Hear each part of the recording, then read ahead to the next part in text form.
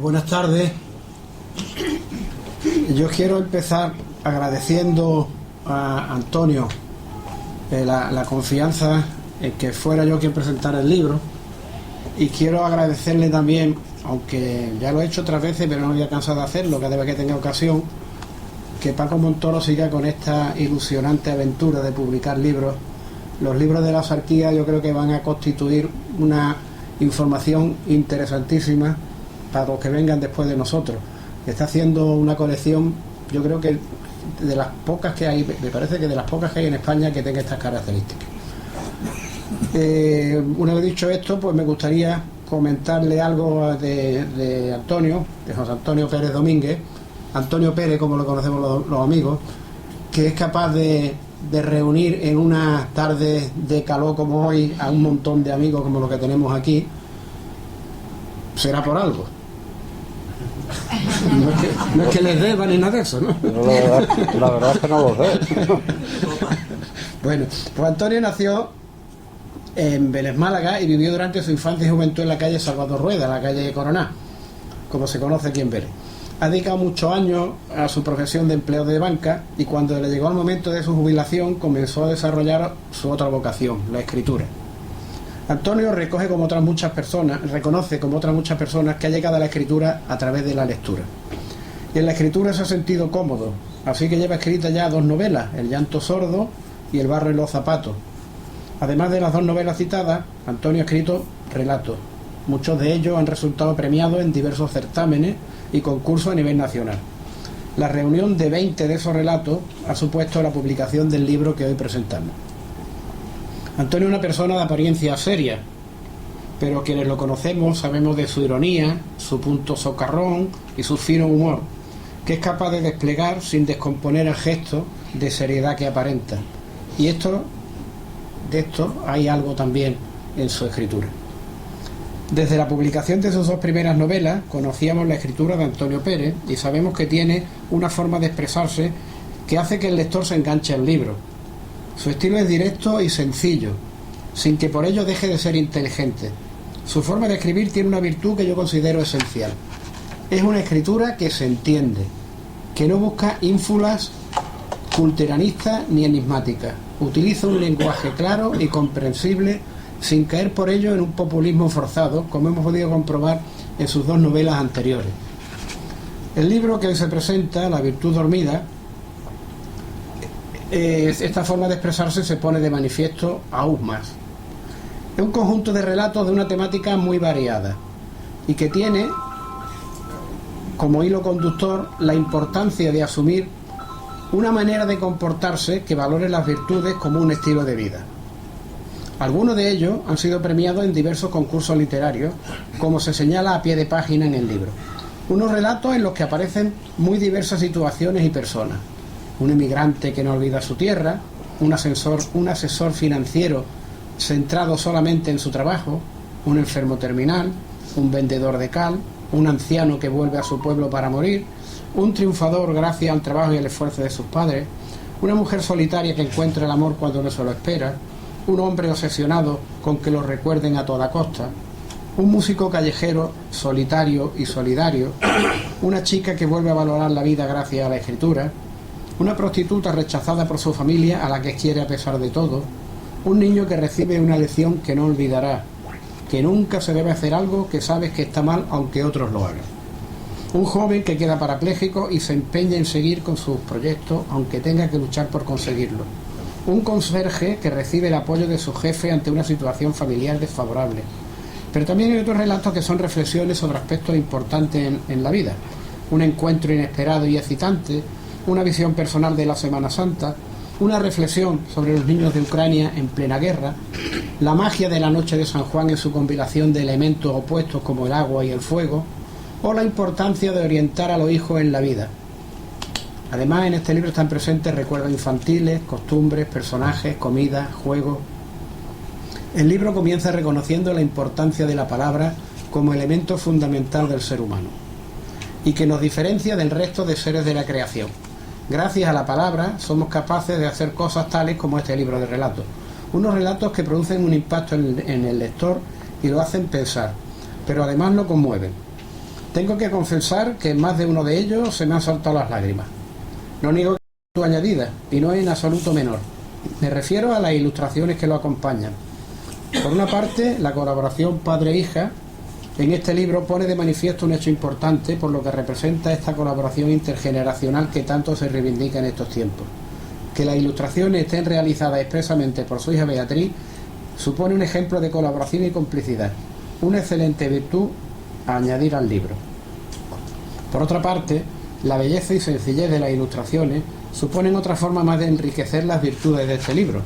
Las ilustraciones que realiza Beatriz no son decorativas, sino que son una síntesis de cada uno de los relatos. Su técnica es sencilla, no simple. Viene a coincidir con la claridad de la escritura de Antonio, su padre, como ya señalaba yo anteriormente. 20 dibujos más la portada, sobrios, concretos y adecuados a cada narración, con una técnica en la que se deja traducir un enorme potencial para la ilustración. Conforme iba leyendo los relatos me acordaba de las novelas ejemplares de Cervantes, que él denominó ejemplares porque quería que sirvieran de ejemplo, de modelo de experiencia a sus lectores. Pues bien, en este libro me parecía que Antonio Pérez pretende algo parecido a lo que buscaba Cervantes. Y de forma sorpresiva, cuando llego a la página 172, casi al final del libro, me encuentro con una ilustración en la que alguien que tiene un gran parecido con el autor aparece dibujado con una gorguera, tal como nos suelen representar a Cervantes. Creo que no es casualidad que Beatriz y yo hayamos tenido una intuición parecida. A la actual edición de esta obra puede añadirse también otra virtud que ha señalado antes Paco Montoro y que a mí me gustaba mucho explicárselo a mis alumnos. Los libros son útiles porque enseñan muchas cosas, pero siempre hay que leerlo con espíritu crítico, ya que pueden tener también errores intencionados o no. En este aparece un error no intencionado, que ya ha explicado Paco, que no es más que un error, se puede considerar como un despiste. En el prólogo del libro se denomina esta obra la verdad dormida en lugar de la virtud dormida. No es que tenga demasiada importancia, sobre todo si consideramos que la verdad debe ser una virtud que está siempre también presente en nuestra vida. Pero este libro además se habla de diversas virtudes. Sirve este lapsus como ejemplo de que no es cierto todo lo que está escrito. Hay que leer las cosas con un poquito de espíritu crítico. Y quiero terminar mi intervención con un comentario del último de los artículos de este libro, que su autor titula Escribir para seguir aquí, y que viene a recoger una idea del escritor español Max Aub, en el que Antonio realiza un sencillo pero completo recorrido por la vida de las personas, y que concluye con la frase que utiliza en el título: escribo para seguir aquí cuando haya muerto, decía Aub.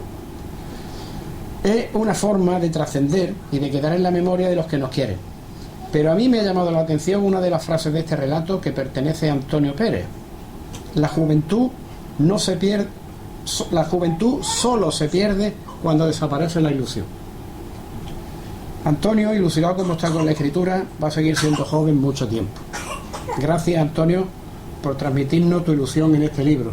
De alguna manera también nos hace a los demás más jóvenes. Muchas gracias, Antonio.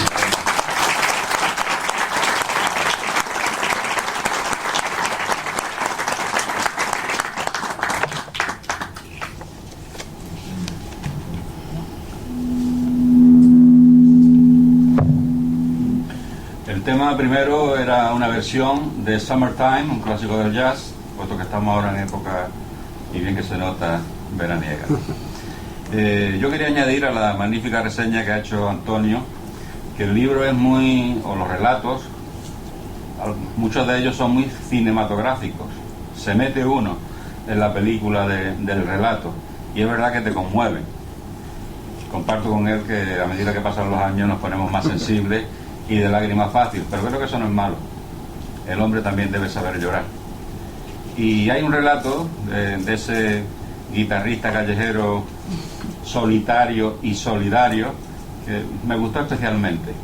Seguramente ese guitarrista, antes de que ocurriera lo que ocurrió, tenéis que comprar el libro para enteraros, seguramente estaría tocando un blues.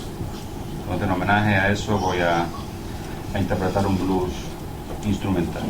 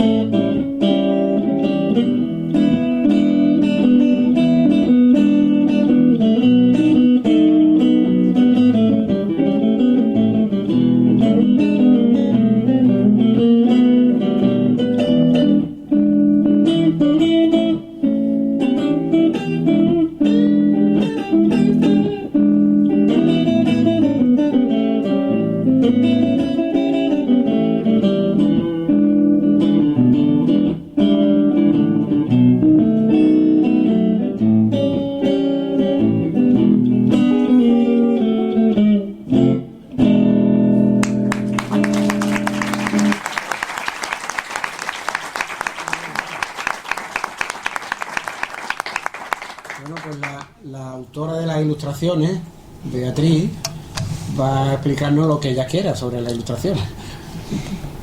Se escucha, ¿no? Sí. Bueno, agradeceros que estéis aquí todos esta tarde acompañando principalmente a mi padre, que es el autor de este fantástico libro, y de los otros dos que tiene, que si no lo habéis leído os animo a que lo hagáis. Y también agradecerle a Antonio las palabras que ha dicho en cuanto a los dibujos. Yo llevo dibujando muchísimos años, pero los dibujos que yo hago van siempre encaminados a construir algo, ¿no? Tienes una idea, la materializas y luego al final resulta que llega a construirse, ¿no? Pero es algo siempre muy científico, muy técnico o muy deductivo, ¿no? Enfrentarme a dibujar los relatos de mi padre me ha obligado a soltar la mano, ¿no? y a tener que soltarme yo también de muchas cadenas, ¿no? De muchas cadenas a la hora del trazo, del dibujo, de la idea, del concepto, sobre todo porque no eran míos, ¿no? Eran las ideas de otra persona. Pero te has metido muy bien, ¿eh? Te has Sí. metido muy bien en la idea, la has captado perfectamente. Bueno, eso lo agradezco mucho, de verdad, porque era ya lo veréis cuando veáis esa. el libro, ya lo veréis. La intención era esa, que una vez que uno lee el relato, el dibujo le Que lo resume, lo representa sintetiza. exactamente esa idea. Yo quería, porque bueno, aunque estoy acostumbrada también a hablar delante de la gente, pero hablar de mi padre me va a costar mucho trabajo, entonces lo traigo un poco escrito, ¿no? Porque lo que quiero contar es mi experiencia como lectora de mi padre, no como la ilustradora de este libro. A lo que nos gusta leer, lo que realmente nos gusta de un libro es que nos sorprenda, que nos lleve a sitios que no sospechamos, que nos haga perder la noción del tiempo. La mayoría de las veces olvidas quién lo escribe, porque lo realmente importante es lo que te está contando. A mí como lectora, en los libros de mi padre, el factor sorpresa me atrapa incluso antes de iniciar la lectura. Porque claro, no es lo mismo que tú seas hija de Pérez Reverte, que lleva toda la vida escribiendo, a que tu padre, Pérez Domínguez, empiece a escribir con 60 y tantos. Entonces la sorpresa es mayor. Y de los otros Pérez. Es de los otros Pérez. Es que somos muchos. Luego, cuando estás leyendo, esa sorpresa se hace aún mayor, porque cuando más ensimismado estás con la lectura, caes en la cuenta de que el escritor es tu padre. Y eso es muy bonito, porque los escritores crean desde un lugar muy íntimo y muy personal. Y a mí como hija me ha mostrado que además de mi progenitor, mi educador, mi cuidador, mi protector, además de todas esas cosas de padre, es un hombre que está cargado de sentimientos que pone al servicio de sus historias. Para mí ha sido un placer, pero también un reto hacer las ilustraciones de La virtud dormida, porque cada una de las historias te pone en el lugar de personas que podrían ser cualquiera de nosotros, en un momento crucial de sus vidas. Momentos de desesperación, de agradecimiento, de pena, de triunfo, de familia o de soledad. Y en todos ellos se desvela la grandeza del ser humano, la virtud dormida. La virtud dormida de mi padre, que ha resultado ser el contador de historias. Y yo ya he terminado.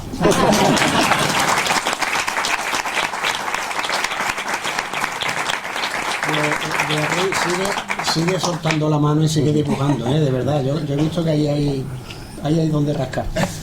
Bueno, cuando me jubile, me dedicaré a ello. Bueno, pues tiene la palabra Antonio, que es el que tiene que contarnos qué es lo que ha pasado con el libro, ¿no? No estoy aquí.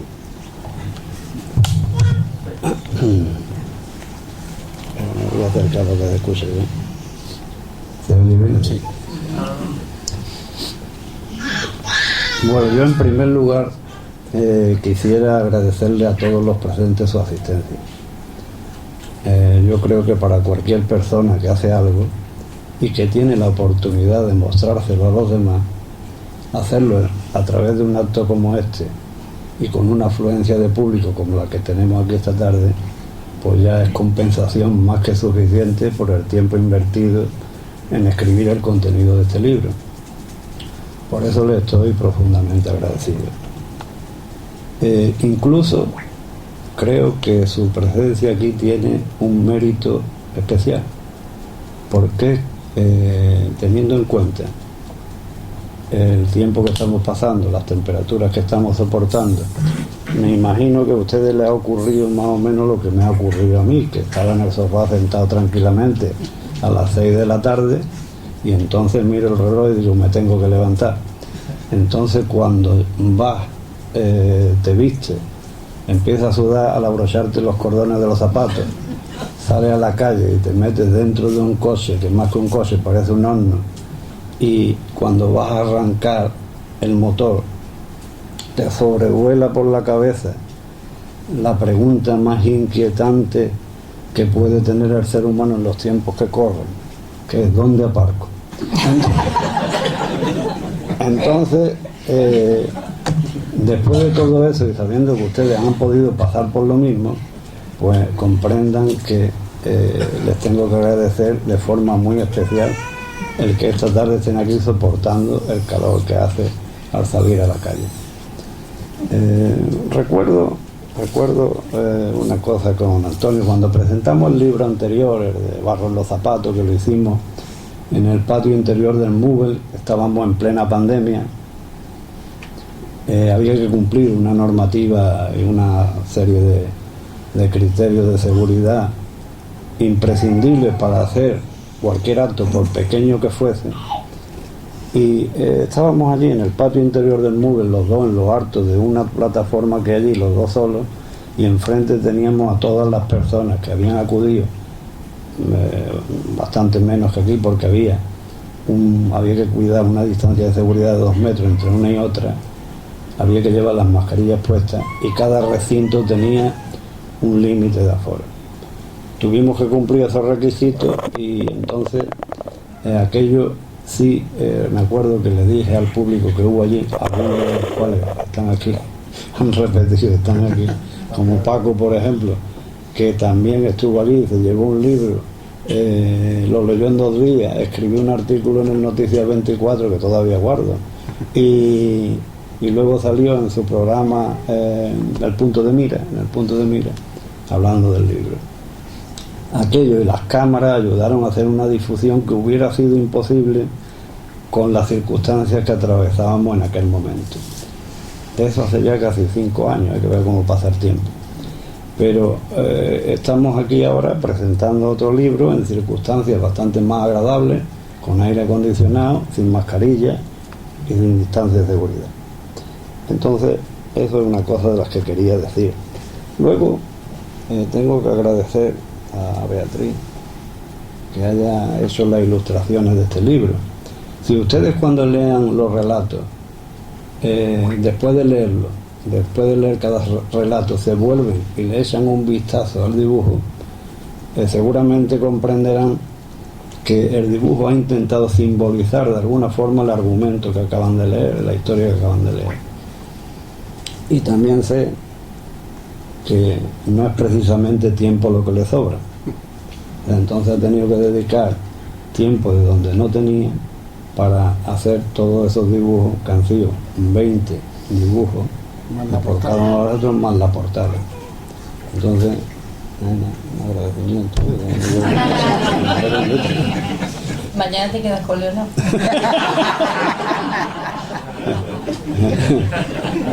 Bueno, no es ninguna sorpresa eso. Entonces yo creo que sí. También quería, me acuerdo que cuando hicimos la presentación de la novela en el Mubel, le dije a Antonio una cosa.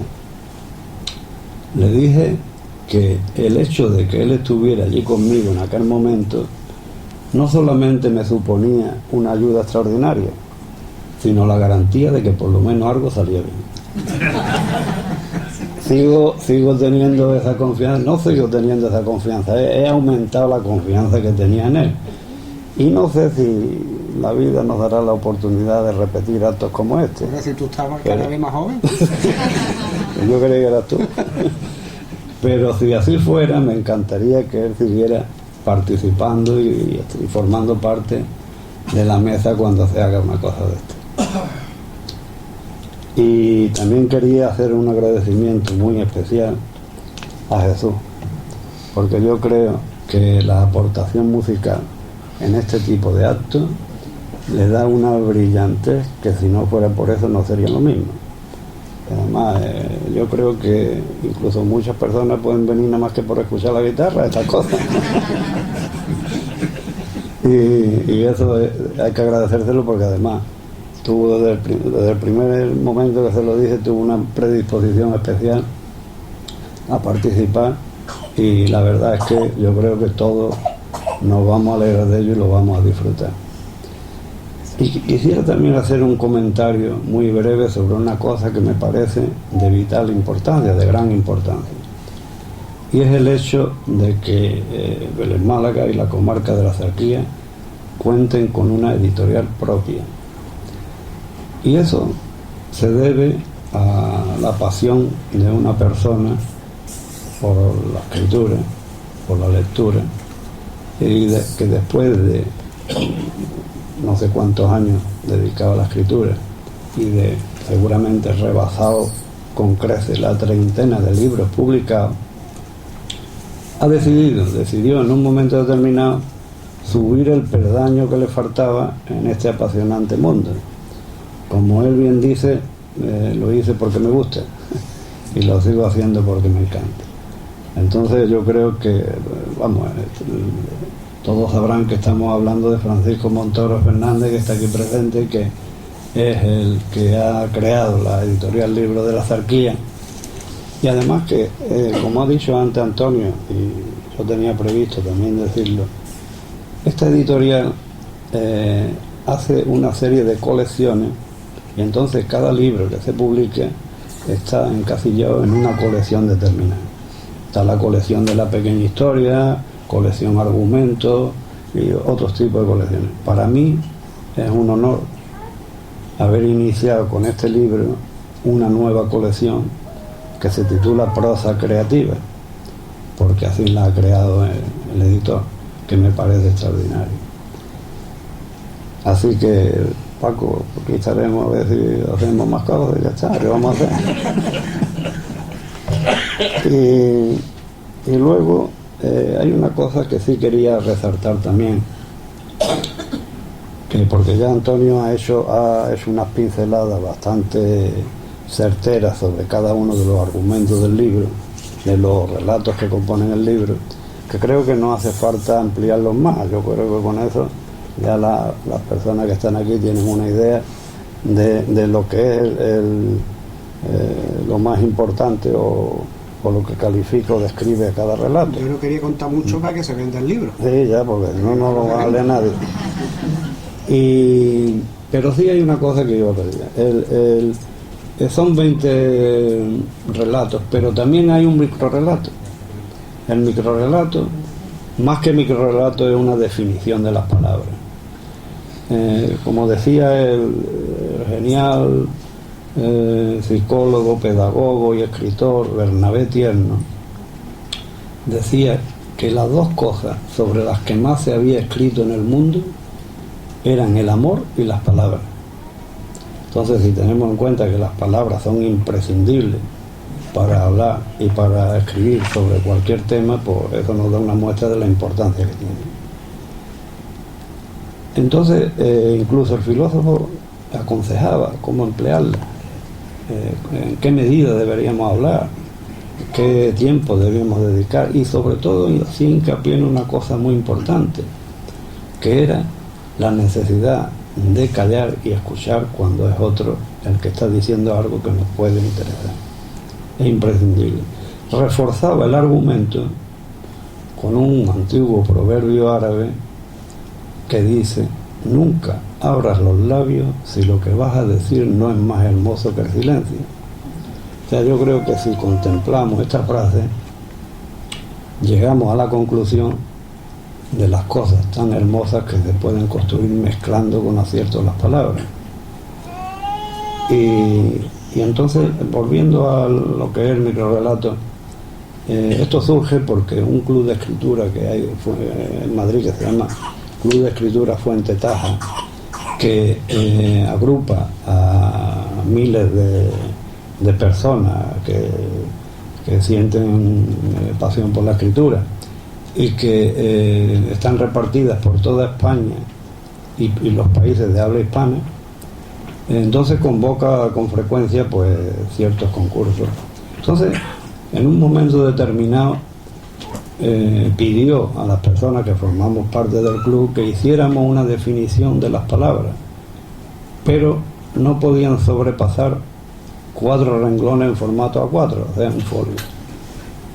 Nada más que 4 renglones, es muy corto. Entonces, como yo pienso que las palabras es la base de toda actividad literaria, he creído conveniente que este microrrelato encabezara el libro. Entonces este microrrelato está al principio del libro. Este microrrelato se titula Palabra de Honor. Y si ustedes me lo permiten, como es muy corto, yo se los voy a decir en un momento, y entonces con esta definición de las palabras doy por terminada la intervención. El relato empieza así: son infinitas y eternas, estaban aquí antes de que llegáramos y continuarán aquí cuando nos hayamos ido. Son gotas de sabiduría, agua que redime la tierra yerma y simiente para nuestra inteligencia. Si las mezclamos con acierto, miles de ojos se fijarán en ella. Utilizarla sin pudor, sin pausa y sin esperar nada a cambio, pero teniendo la certeza de que enriquecen todo lo que tocan. Así son las palabras. De su esmerado cultivo depende nuestra evolución. Os doy mi palabra de honor. Muchas gracias.